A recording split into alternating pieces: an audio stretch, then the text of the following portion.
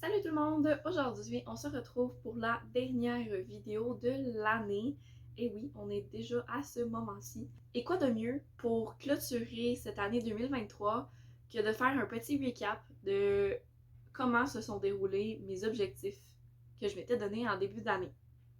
Donc voilà, c'est une de mes vidéos préférées. Je suis très excitée de le faire avec vous. J'aime vraiment ça faire un recap, de voir comment ça s'est déroulé, comment j'ai pu atteindre ou pas certains objectifs. Et cette année, je vais pas vous mentir, je suis quand même assez fière de moi. J'ai réussi à aller assez loin dans tout ça. Sans plus tarder, ben, commençons. Je suis armée de mon carnet et de ma vidéo d'objectifs. Et ben, sur ce, let's start! J'ai décidé cette année d'y aller pour un objectif lecture évolutif. Fait que de commencer l'année avec un objectif, une fois qu'il est atteint, de l'augmenter tranquillement, pas vite. Donc je me suis dit que ça peut être une manière de commencer plus bas puis de me rendre, entre guillemets, le plus loin possible, mais en diminuant la pression parce que officiellement l'objectif qui est inscrit, c'est 50. Donc en ce qui concerne mon objectif Goodreads, le 50 a été atteint très facilement. J'ai déjà pu vous en parler dans la vidéo de mi-année, puisqu'à la mi-année, j'étais à 51 livres de lus. Et ben, je vous dirais que cet objectif a été jusqu'à être doublé. Dans la vidéo d'objectif, je vous mentionnais que je voulais faire un 50 de départ et augmenter à chaque fois que j'atteignais un palier. Dans le fond, d'augmenter de 10 livres lus à chaque fois. Et finalement, quand je suis arrivée à 50, mon premier palier, dans le fond, celui de base, je me suis dit que 10 livres, ça allait faire beaucoup de changements. Parce que ça allait être atteint très vite, surtout au rythme de lecture que j'avais. 10 livres, c'était approximativement ce que je lisais dans un mois. Un petit peu moins, un petit peu plus des fois, ça variait, mais globalement, ça tournait pas mal autour de ça. Donc j'étais comme, s'il faut que je change à tous les mois, ça le fera pas. Donc, c'est là que j'ai décidé d'augmenter de 15 livres. Puis ça a vraiment bien été. Donc, je me suis rendue jusqu'au 5e palier au total, considérant que 50 c'est le premier. Ensuite, j'ai fait 65, 80, 95 et 110. Donc, le 110, c'est celui qui n'est pas atteint, mais je me suis rendue jusqu'à augmenter à ça. Donc, on peut définitivement dire que c'est une réussite. Le deuxième objectif, c'est diminuer ma pile à lire. Dans le calendrier de l'Avent que Espace Bouquinerie a fait dans le temps des fêtes, il y avait un jeu à m'amener, puis moi, ça a tombé sur 150 livres à avoir dans ma palle à la fin de 2023. Le 150, c'est vraiment un peu utopique dans le sens où je me dis que si je réussis à baisser à 179, je vais être heureuse. Mais je me dis que ça peut être drôle de se challenger un peu. Eh bien, je suis très contente de pouvoir vous dire que j'ai réussi à diminuer ma pile à lire. C'est la première fois depuis que je suis arrivée sur les réseaux sociaux littéraires que je réussis à diminuer ma pile à lire pendant l'année, ok, et à ne pas trop l'augmenter. Parce que bien sûr, il y a eu des achats de livres qui se sont faits, on va en reparler tantôt. Mais c'est. J'ai réussi à lire ou minimalement à me débarrasser. Il y a vraiment beaucoup de la diminution de ma pile à lire qui est passée par le fait que j'ai fait du ménage. Pour faire de la place, premièrement, dans ma bibliothèque, mais aussi pour dire là, ça va faire ça, tu le liras pas, Salomé. Genre, tu le liras pas. Fait que. Sors ça. J'ai pas atteint l'objectif ish symbolique funny de 150 livres, mais j'ai tout de même réussi à diminuer et j'en suis très contente, très heureuse. C'est un petit pas qui avance tranquillement. Je m'accompagne de mon objectif diminuer les achats de livres en 2023. Je me donne le défi de ne pas acheter de livres avant d'avoir lu au moins 20 livres de ma pile à lire. Diminuer les achats de livres. Ça, c'était un gros objectif. C'en était un genre de 2 en 1. Je vous dirais que oui, j'ai réussi à diminuer mes objectifs de livres. Le 2 en 1 est devenu un esprit de gros flop. Je me questionne encore aujourd'hui si j'ai 20 livres lus de ma pile à lire. C'est pour vous dire, on a passé toute l'année, puis je pense que ça aurait pas... Non, c'est sûr que j'en ai au moins 20. Mais parmi ces livres-là, de mon au moins 20, il y en a qui rentraient dans les exceptions qui comptaient pas. Fait que tout ça pour dire que vraiment, je pense pas que j'aurais réussi à avancer le moindrement, puis ça aurait voulu dire que je n'aurais pas acheté de livres cette année. Bon, là après, faut pas me prendre pour une conne. J'ai acheté des livres, ok? J'ai acheté des livres, mais j'en ai acheté vraiment moins que, que ce que j'ai pu faire durant les dernières années. Je me suis vraiment contrôlée, puis ça n'a pas nécessairement été difficile ou fait mal. C'est sûr que pour des livres que c'est des I need it, I want it, ça passe. Puis il y a aussi mon mois d'août, je le sais que ça a été un peu l'enfer, mais j'ai été beaucoup en friperie. Fait que j'ai eu genre énormément de livres, mais pour vraiment pas cher. Fait que ça a été un petit peu la dérape. Je me dis que c'est une belle réussite quand même. Moi, je le coche comme réussi. Après, dites-moi si vous l'auriez coché réussi, considérant qu'il y a une partie que j'ai vraiment messed up. Ok, là, on rentre dans les gros morceaux. It's a fail.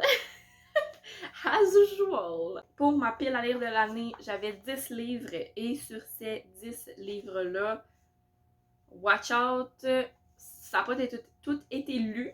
Donc, The Girls I've Been, je l'ai pas lu. They Both Die at the End, je l'ai pas lu. La Mémoire de Babel, je l'ai pas lu. Le Grand Cahier, je l'ai pas lu. Loveless, j'ai eu une tentative, mais je ne l'ai pas lu. J'ai lu le dernier tome des Chroniques de Bridgerton, donc Gregory, ça c'est fait. J'ai lu le deuxième tome de Mouse aussi. Le Consentement, ce n'est pas lu. Enfant du Lichen, c'est lu. Et Droit de sang 1, ce n'est pas lu. Donc ça m'amène à un gros total de 3 livres lus sur 10. On est à 30% de lecture faite. Pour ça, regarde, on va se dire, je suis quand même contente. C'est une amélioration par rapport à l'année passée. L'année passée, j'avais lu seulement un livre sur les 13 que je m'étais mis dans ma pile à lire de l'année. Honnêtement, il y a certains livres qui auraient pu être lus en supplément. C'est juste que, bon, ça n'a pas donné. Il y en a qui vont être lus prochainement, donc... Regarde, tout est dans tout, hein? Je l'ai pas lu cette année parce qu'il fallait que je le lise éventuellement, là. Prochaine pile à lire, c'est ma pile à lire des lectures marquantes. Donc, juste un petit rappel, cette année, j'avais demandé à 4 personnes de me donner une lecture marquante, puis je les lisais dans chaque trimestre. Pour le premier trimestre, je devais lire À tous ceux qui ont signé dessus, Me laisser mourir dans les Lessards. C'était la lecture marquante de Sam, et c'est fait, je l'ai lu. Ensuite, deuxième lecture marquante que je devais lire, c'était Garçon manqué de Samuel Champagne, qui était la lecture marquante de Maps. Et ça aussi, c'est fait, c'est lu. Ensuite, cet été, troisième lecture marquante, c'était People We Meet on Vacation d'Emily Henry. C'était la lecture marquante de Sous le ciel. Et je m'excuse encore, parce que pour vrai, j'ai une crotte sur le cœur par rapport à ça. Mais maman, qui je l'ai pas lu ton livre. Très rapidement, c'est un livre très été, hein, ce livre-là. Et je me suis ramassée en septembre, je l'avais toujours pas lu. Puis déjà, fin août, j'étais plus dans le mood de lire des trucs d'été. Fait que ça a vraiment été un gros flop. J'ai essayé, mais ça n'a pas marché. Je pense que j'aurais absolument détesté ce livre-là. Pas nécessairement à cause de l'histoire, du style d'écriture ou whatever, juste parce que j'étais pas dans le bon mood. Puis je préférais me dire, regarde, on va le repousser à l'année prochaine, je vais le lire à l'été 2024, puis au moins je vais l'apprécier, vous voyez. Donc voilà, on espère qu'il va être lu l'année prochaine, mais il n'est pas lu cette année malheureusement. Et dernier livre que je devais lire en termes de lecture marquante, c'était Les Impatientes de Jaili Amadou Amal, qui était la lecture marquante de ma petite sœur Célia. Même s'il y a une lecture que j'ai pas réussi à lire, petite larme de tristesse, j'ai quand même vraiment trippé sur le concept. C'est comme 75% réussi, puis c'est un petit peu triste, mais je suis quand même très heureuse de l'avoir fait et de l'avoir expérimenté de cette manière-là. Bon, comme vous le savez, je n'ai pas réussi à lire mes 6 livres de ma pile à lire ultime de 2022, ce qui fait en sorte que j'ai une conséquence. Ma priorité numéro 1 en ce 1er janvier et jusqu'à nouvel ordre, c'est de lire la saga After Taratod. Vous savez tous qu'est-ce qui s'est passé avec cette merde. Bon, ok, on va l'adresser, là, la situation. After n'a clairement pas été ma meilleure lecture de l'année. Et After n'a pas été lu en première lecture de l'année. Bon, déjà, flop. Ok, ça, c'est le premier flop.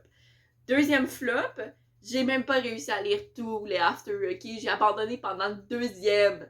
C'est une régression par rapport à ma première fois que j'avais tenté l'expérience. Bref, j'ai pas réussi. Et en même temps, ça a fait un vlog plein de réflexions et plein de you know what, I don't give a fuck, j'arrête. J'arrête. Alors que 10 minutes avant, je me disais non, mais ça va. Bref, si jamais ça vous tente d'aller voir le vlog concernant cette relecture à fun, je vous le mets dans le petit et en barre d'infos. L'objectif a été annulé. Je dis pas que je l'ai pas réussi, je l'ai juste annulé. Le premier objectif que je me suis mis, c'est de retravailler le recueil que j'ai écrit en création littéraire. Ok, j'y vais en mille avec cet objectif-là, je l'ai juste annulé. Je me suis rendu compte que même si c'était pas le projet qui était nécessairement le plus abouti, dans le sens où c'est un projet qui mériterait de faire plus que 15 pages A4, c'est un projet qui est complet en soi. Je voulais pas essayer de rajouter des fragments, essayer de rajouter des poèmes que j'avais pas mis à la base, puis que j'avais pas mis, pas nécessairement parce que c'est des poèmes qui étaient pas à leur place dans ce recueil-là, mais juste parce que j'avais une limite de 15 pages, puis ben tu fais ce que tu peux en 15 pages. Mais je sais pas, il y a comme un sentiment où à un moment donné, j'ai juste réalisé que je voulais pas nécessairement le retravailler. J'ai eu la chance de retravailler un des fragments que j'ai pu par la suite publier dans la revue d'art et lettres de mon cégep, donc dans Chimère. Ça me satisfait grandement, mais je pense que ça l'a aussi mis une part de moi où je ressentais pas nécessairement le besoin de toucher au reste, quoi. Bref, c'est un objectif que je considère pas réussi, je l'ai juste annulé, j'ai juste à m'amener réaliser que c'est pas un objectif, en fait, que je voulais vraiment accomplir. C'est quelque chose que je pensais vouloir accomplir, mais que finalement, ben, c'était pas un réel objectif, considérant que mes feelings à propos de ça ont juste changé. Le deuxième objectif, c'est de commencer un projet d'écriture. Admettons qu'on enlève la section personnelle de l'intitulé de base, j'ai vraiment plus que réussi cet objectif-là. Bon, après, en même temps, c'était très personnel. Je veux dire, c'est pas tout le monde qui, dans la vie de tous les jours, décide que ça lui tente d'écrire une tragédie grecque. Commencer un projet d'écriture, je l'ai pas juste commencé, je l'ai terminé. C'est mon projet de fin d'études. J'ai décidé de faire une création, donc ça entrait pile dedans. C'était pas nécessairement ce à quoi je pensais en faisant cet objectif-là, mais en même temps, ben c'est le premier projet complet que j'ai vraiment abouti, tu sais, qu'il y a une histoire complète, là, que tu comprends, qu'il y a un début, un milieu, une fin, qui se suit. Dernier objectif qui est le dernier, mais en fait, c'est comme le plus important pour moi, c'est d'explorer mon écriture. Donc, c'est ce que j'ai commencé à faire durant mon cours de création littéraire. Et cet objectif est volontairement très vague parce qu'en fait, je veux juste aller explorer les différents types de textes, aller explorer différentes manières de développer mon écriture, de stimuler mon écriture. Explorer mon écriture, c'est le truc un peu vague que j'avais cette année et je l'ai considéré réussi parce que début de l'année, avec tout ce qui entrait dans justement la création de mon projet de fin d'études, ben, ça m'a permis de écrire une pièce de théâtre, ce que je pensais pas faire dans ma vie, on va pas se mentir. Ça m'a permis d'explorer certaines techniques d'écriture auxquelles je n'aurais pas nécessairement pensé.